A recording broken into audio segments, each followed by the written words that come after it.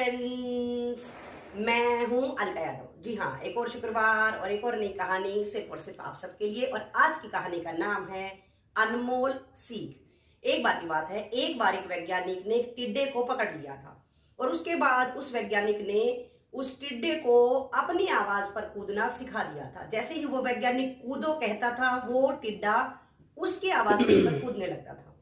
उसके बाद वैज्ञानिक के मन में विचार आया और वो उसके ऊपर कुछ एक्सपेरिमेंट करने लगा।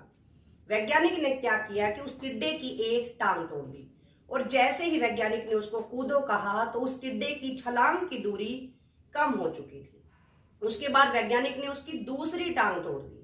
उसके बाद जैसे ही दूसरी टांग टूटी तो उस टिड्डे की जो छलांग की दूरी थी वो पहले से और कम हो चुकी थी। इसके बाद वैज्ञानिक ने उस टिड्डे की तीसरी टांग भी तोड़ दी।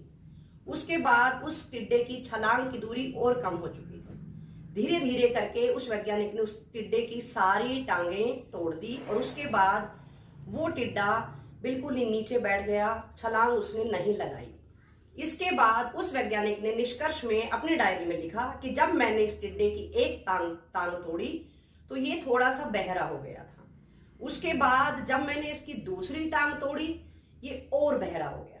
उसके बाद जब उसकी तीसरी टांग तोड़ी तो बहरा और बहरा और बहरा हो गया। उसके बाद वैज्ञानिक ने लिखा कि जैसे ही मैंने इसकी सारी टांगें तोड़ दी तो ये बिल्कुल ही बहरा हो चुका था। जोर जोर से चिल्लाने पर भी ये अपनी जगह से हिला ही नहीं, छलांग लगाने की तो दूर की बात है।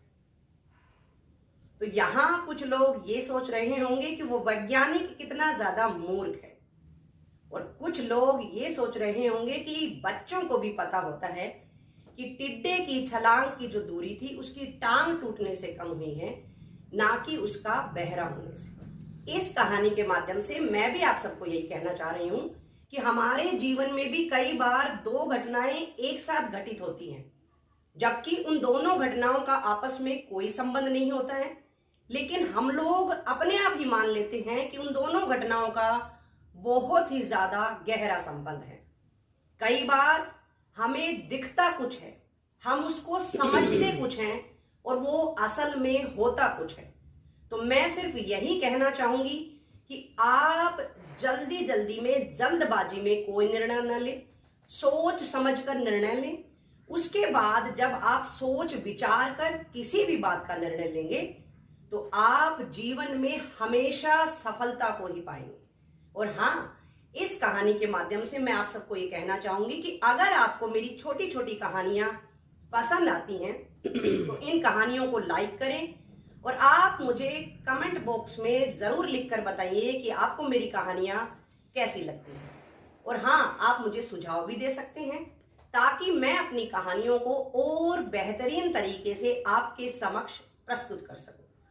तो आज आप सबके लिए मेरी तरफ से यही एक अनमोल सीख कि कोई भी कार्य करें जल्दबाजी में ना करें, पहले सोचे विचारे उसके बाद उसका निर्णय लें। फिर मिलेंगे दोस्तों, तब तक के लिए नमस्कार।